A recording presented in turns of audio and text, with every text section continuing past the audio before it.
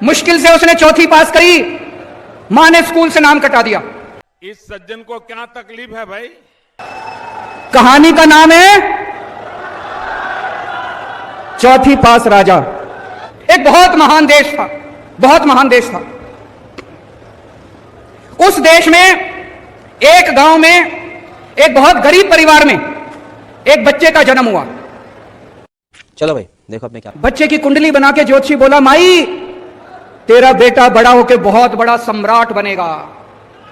मैं तो एक बहुत गरीब औरत हूं, मेरा बेटा सम्राट कैसे बनेगा? ज्योतिषी बोला, नहीं माई, इसके बच्चे की कुंडली में लिखा है। बच्चा धीरे धीरे बड़ा होने लगा, उसे गांव के स्कूल में भर्ती करा दिया। बच्चे का पढ़ने लिखने में मन नहीं लगता था।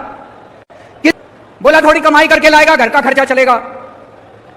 घर के पास एक रेलवे स्टेशन था।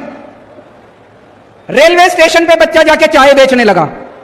बच्चा भाषण बड़े अच्छे देता था, बचपन से ही भाषण बड़े अच्छे देता था। एक बार भाषण देना शुरू करता और जो बंद ही नहीं होता। गांव के वाह क्या सीन है। धीरे धीरे करके बच्चा बड़ा हुआ। ज्योतिषी ने कहा था, कुंडली में लिखा था, बच्चा उस महान देश का राजा बन गया बड़ा होके। इतने लोग मारे गए और वो महान देश 20 साल पीछे चला गया, 20 साल पीछे चला गया। सज्जन को क्या तकलीफ है भाई? अब देख तू, अब तू गया बेटा। अब महान देश 20 साल पीछे। एक दिन उस राज्य के अंदर, उस देश के अंदर बहुत बड़ी महामारी आई। उस महामारी में कई लोग मारे गए। एक आदमी ने आके राजा को कहा, महाराज पूरे देश के लोगों को बोलो कि ताली और चम्मच बजाएंगे। अरे कहना क्या चाहते हो? उस राजा के दोस्तों ने लूटमार मचा दी। ऊपर सारे देवता देख रहे थे, और पाप हो रहा है, कुछ करो। महाराज ने आंखें बंद करके ध्यान किया और शिव जी महाराज ने उस महान देश के हर आदमी के अंदर आके ऐसी भावना डाली कि अगली बार जब चुनाव हुआ, अपने आप लोगों का बटन उसके बटन पे नहीं गया, दूसरा बटन दब गया लोगों का, और वो राजा हार गया उस चुनाव के अंदर। Oh my God! और मैंने सुना है कि आजकल वो राजा दोबारा उसी स्टेशन पे जाके चाय बेच रहा है। तो हो गया ना फैसला। आप क्यों इजराइल की चमचागिरी में खड़े हो गए? क्या तकलीफ है इनको? हेलो फ्रेंड्स, आइए आपको दिखाते हैं। भगौड़ा इस समय कौन है पूरा देश जान रहा है। भगौड़ों के बारे में मत कहिए। देश का प्रधानमंत्री गैस के संकट के इस समय में किस गुफा में छुपा हुआ है? पहले उसको निकाल के लाइए। आप पहले उसको निकाल के लाइए। प्रधानमंत्री किस गुफा में छुपे हुए हैं? प्रधानमंत्री के बारे में पूरा देश गैस की लाइनों में खड़ा है। यहाँ पर प्रधानमंत्री गुफा में छिपे हुए हैं। प्रधानमंत्री को निकाल के लाइए। प्रधानमंत्री को निकाल के लाइए। अपने मुद्दों पे बात नहीं करेंगे। इस्तेमाल किया है, ये शब्द ठीक नहीं है। मध्य एशिया के अंदर जो युद्ध चल रहा है इजराइल और अमेरिका और ईरान के बीच में, आप क्यों इजराइल की चमचागिरी में खड़े हो गए? अरे बाप रे, ये तो धोती खोल रहा है। जिसके कारण से हिंदुस्तान को आज गैस का संकट भुगतना पड़ रहा है। पूरा देश लाइन में खड़ा है, गांव लाइन में खड़ा है, शहर लाइन में खड़ा है, एक एक इलाका लाइन में खड़ा है। होटल बंद हो रहे हैं मान्यवर। मोरवी के अंदर गुजरात में टाइल्स की फैक्ट्रियां बंद हो रही है मान्यवर। आपने क्या हालत की है? आप राज्यों के साथ न्याय नहीं करते, आप ग्रामीण व्यवस्था के साथ न्याय नहीं करते। आपने बनारस के अंदर 4200 एकड़ जमीन वहां के किसानों की जबरन कब्जा की। 2013 का जो अधिकरण का नियम है, वो नियम आपने लागू नहीं किया। वहां लाठियों से किसानों को पीट के प्रधानमंत्री के संसदीय क्षेत्र में जमीनें कब्जा करने का काम आपने किया। 8000 करोड़ रुपए मार के बैठे हुए आप। बताइए क्यों आपने? आज बाटा भाई का तेल निकलेगा। ग्रामीण विकास के नाम पर आपने इस देश के गांव में रहने वाली जनता को लगातार धोखा देने का काम किया है, लगातार उनको ठगने का काम किया है। चाहे वो आंगनबाड़ी की स्कीम हो, आंगनबाड़ी की कार्यकर्तियां, हर काम में उनको आप लगा देते हैं, लेकिन आप उनको पैसा देने के नाम पर आपको हंसी आएगी, हंसी आएगी, हंसी आएगी।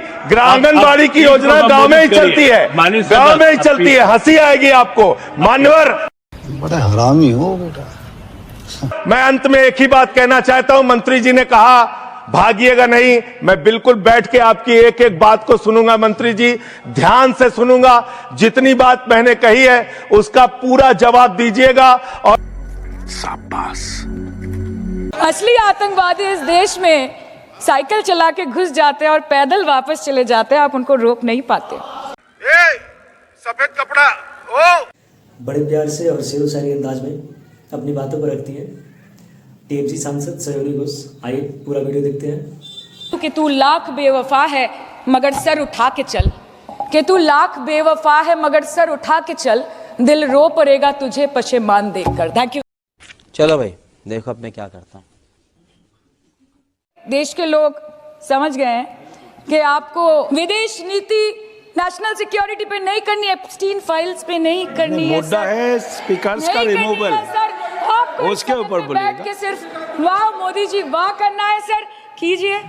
पर आपसे विनती इतनी है कि इस सदन को किसी पार्टी का पार्टी ऑफिस मत बनने दीजिए सर। देश देख रहा है, अरे बाप रे, ये तो धोती खोल रहा है। देश सच में देख रहा है कि कैसे ऑपोजिशन आ भी करती है तो हो जाती है बदनाम, और वो कत्ल भी करते हैं तो चर्चा नहीं होता।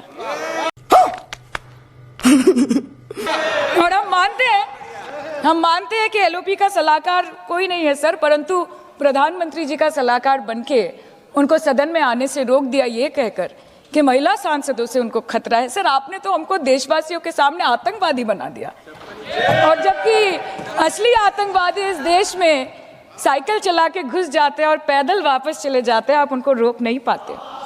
भारत पे चीन का आग्रासन आप रोक नहीं पाते। भारत किससे तेल खरीदेगा, कितने दिनों के अंदर खरीदेगा, किससे दोस्ती निभाएगा, किससे दुश्मनी बरकरार रखेगा, कोई और देश का राष्ट्रपति हमें ट्विटर पे आके लेक्चर देता है, इंस्ट्रक्शन देता है, आप उसको रोक नहीं सकते। और सदन में हम सांसदों को रोक के you feed on your ego. Sir कृपया इतना भरोसा रखिए कि लड़ाई नीतियों की है, विचारों की है, आपके और हमारे परिवारों की नहीं, इस देश के लोगों के अधिकार की है। हाँ लड़ते हैं हम आपसे, हम लड़ते हैं आपसे, संविधान हाथ में लेके लड़ते हैं, हाथ में हमारी तलवार नहीं है सर। तुम मानो या ना मानो, तुम बदल गए। हम जैसे टपोरी की तरह वो आते हैं और आइए देखते हैं क्या घमासान चल रहा है इन दोनों के बीच। संसद के बजट सत्र के बीच बीजेपी सांसद कंगना रनौत ने ऐसा बयान दिया है जिससे सियासी घमासान छिड़ गया है। लोकसभा में नेता प्रतिपक्ष राहुल गांधी के आचरण को लेकर कंगना ने विवादित बयान दिया, जिसके बाद सियासी पारा चढ़ गया है। आइए पहले आपको सुनाते हैं कंगना ने क्या कहा है। हाँ बिल्कुल, हम महिलाओं को बहुत ज्यादा उनको देखकर जो है अनकंफर्टेबल भी फील होता है, क्योंकि एकदम अनकंफर्टेबल भी फील होता है क्योंकि एकदम जैसे टपोरी की तरह वो आते हैं और जैसे टपोरी की तरह वो आते हैं और किसी को भी तू ऐसे करके तू तड़ाक करते हैं। ऐसे कोई इंटरव्यू दे रहा हो तो उनको वो एक तरह शूटिंग कॉल्स करते हैं, आजा आजा मेरे साथ, यू नो। तो I am telling you it is very uncomfortable the way he conducts himself. Kangana के बयान से विपक्ष तमतमा उठा है। कांग्रेस ने कहा है कि देश के नेता प्रतिपक्ष के बारे में ऐसी टिप्पणी नाकाबिले बर्दाश्त है और कंगना को अपने दिमाग का इलाज कराने की सलाह दे डाली। चलो भाई देखो अब मैं क्या करता हूँ। कंगना जी, अगर आपकी दुकान चल रही है, चल सकती है, जिस दुकान में अब दम नहीं बचा है, जिस दुकान में अब दम नहीं बचा है, तो राहुल गांधी को गाली देकर अगर आपकी दुकान चलती है तो चला लीजिए। लेकिन वास्तव में लोग ये कहते हैं कि कंगना रनौत का मानसिक संतुलन ठीक नहीं है, उसको इलाज कराने की जरूरत है। अगर वो क्या बात कर रहे हैं? घटिया और जो है बेतुका बयान कोई हो नहीं सकता। अरे बाप, जो सिनेमा में टपोरी ऊपरी शब्द बोला जाता है, ये पार्लियामेंट में वो आई है, संसद बनी हुई है, और ऐसे समय में खुद के बारे में राय है वो बहुत बार जाने अनजाने में बहुत बार झलक के सामने आ जाती है। इस मुद्दे पर देश में सियासी टकराव तेज होने के आसार हैं। वीडियो को लाइक एंड सब्सक्राइब जरूर कर दीजिएगा। चंदा चोरो बैठो, चंदा चोरो बैठो, सरकार माई बाप। बात तो सही है। आइए देखते हैं क्या घमासान चल रहा है इन दोनों के बीच। सरकार माई बाप, लेकिन अगर कोई सरकार अपने बच्चों को उसका गला घोटने पे उतारू हो जाए तो फिर सरकार निष्पक्ष सरकार नहीं है। आप फसाद कराने वाले हिंदू हैं, हम सौहार्द फैलाने वाले हिंदू हैं, ये बुनियादी फर्क है। चंदा चोरो बैठो, चंदा चोरो बैठो, चंदा चोर हो तुम लोग चंदा चोर हो। 80% आरक्षण दलित, आदिवासी और पिछड़े हिंदुओं को दीजिए। मैं समर्थन करूंगा आपका, माला पहनाऊंगा आपको, और किसी गलतफहमी में मत रहिए। आपको लोकसभा के चुनाव में मात्र 36% वोट मिला है। इस देश की 64% आबादी आज भी आपके खिलाफ है, आज भी आपके खिलाफ खड़ी है। किसी गलतफहमी में मत रहिए। बड़ी बड़ी सत्ता उखड़ गई और चली गई। न तेरा है न मेरा है, ये हिंदुस्तान सबका है। नहीं समझी गई ये बात तो नुकसान सबका है। जो आकर मिल गई इसमें वो दिखलाई नहीं देती, जो नदियां मिल गई इसमें वो दिखलाई नहीं देती महासागर बनाने में, मगर एहसान सबका है। चंदा चोरो बैठो, चंदा चोरो बैठो। अब फसाद कराने वाले हिंदू हैं, हम सौहार्द फैलाने वाले हिंदू हैं। यह बुनियादी फर्क है, यह बुनियादी फर्क है आप में। आप देश भर में फसाद, नफरत, लड़ाई झगड़ा कराने का काम करते हैं। आपकी मंशा सिर्फ देश में झगड़ा कराने की है, नफरत फैलाने की है, फसाद कराने की है। आपकी मंशा कहीं भी मुसलमानों का या किसी वर्ग का भला करने की नहीं है। सरकार माई बाप,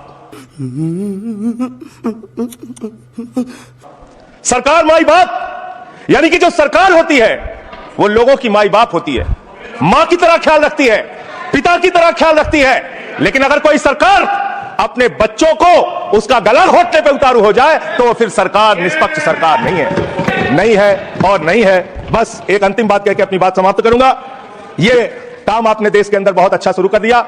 आप एक काम करते हैं, देखो मुसलमानों को ठीक कर रहा हूं, दूसरी तरफ महंगाई बढ़ रही है, नुकसान हिंदुओं का।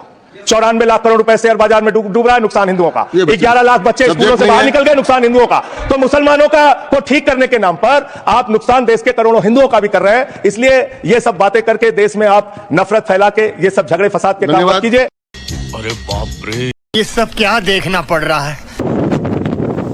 तुमने इस देश की तस्वीर बिगाड़ी ऐसे जैसे इस देश की मिट्टी से तुम्हें प्यार नहीं। वैसे मैं शेर शायरी की दुनिया का व्यक्ति नहीं हूँ, प्रतापगढ़ी का काम है।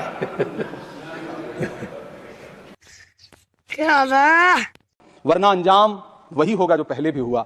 कुर्सी तो कुर्सी है, निगाहों से उतर जाओगे। मौत आनी है जब आएगी तुम्हारी खातिर, मौत से पहले बहुत पहले ही मर जाओगे। अरे कहना क्या चाहते हो? कर्म ऐसा करो अमन में, जहां से गुजरे तुम्हारी नजरें उधर से तुम्हें सलाम आए। जब जब इसको मुंह देखते हैं तब तब हमको बीपी लो हो जाता है। क्या समझ है? ठीक है, आइए देखते हैं क्या घमासान चल रहा है इन दोनों के बीच। सच बात यह है कि राज्यों पर भार डाल करके आप मनरेगा खत्म कर देना चाहते हैं और उसके लिए आपने नाम लिया है कि आप उसका नाम बदल करके बिग्राम जी करके उसके पीछे आप इसको छुपा लेंगे। गांव में सड़कों की स्थिति खस्ता हाल है, चाहे उत्तर प्रदेश हो, चाहे मध्य प्रदेश हो, चाहे गुजरात हो, चाहे राजस्थान हो। गांव में सड़कों की स्थिति ऐसी है कि किसी गर्भवती महिला को अगर अस्पताल ले जाना हो तो सड़कें ऐसी हैं कि उन पे चलने वाले वाहन शायद अस्पताल तक महिलाएं पहुंच भी नहीं पाती हैं, उनका प्रसव रास्ते में ही हो जाता है। महोदय, गांव में हालत यह है कि किसान आपके सामने सरकार के सामने लगातार अपनी मांगे लेकर के खड़ा रहा, लेकिन इस सरकार ने दिल्ली के रास्ते की तरफ कूच करने वाले किसानों की राह में फूल नहीं बिछाए बल्कि कीलें बिछाई। साथ में रहने वाला किसान अपनी मेहनत से अगर अन्न उपजा रहा है तो आप उसकी एमएसपी भी नहीं दे पा रहे हैं, आप उसको सहायता नहीं दे पा रहे हैं, बल्कि धन्ना सेठों की सरकार बना के रख दिया है आपने। महोदय, हमारी आंखों में तो ऐसे गांव के सपने थे कि जहां रहने वाले ग्रामीण अंचल के लोग शहरों की तरफ पलायन ना करें, ऐसा सपना हम देखा करते थे। लेकिन गांव में डेवलपमेंट के नाम पे इस सरकार ने मूलभूत सुविधाओं से भी गांव को वंचित रखा हुआ है, जिसकी वजह से गांव पलायन करके शहर की तरफ भाग रहे हैं। और गांव कोई खुशबू न कोई फूल न कोई रौनक, उस पे कांटों की जहालत नहीं देखी जाती। हमने खोली थी इसी बाग में अपनी आंखें, हमसे इस बाग की हालत नहीं देखी जाती। वीडियो को लाइक एंड सब्सक्राइब जरूर कर दीजिएगा।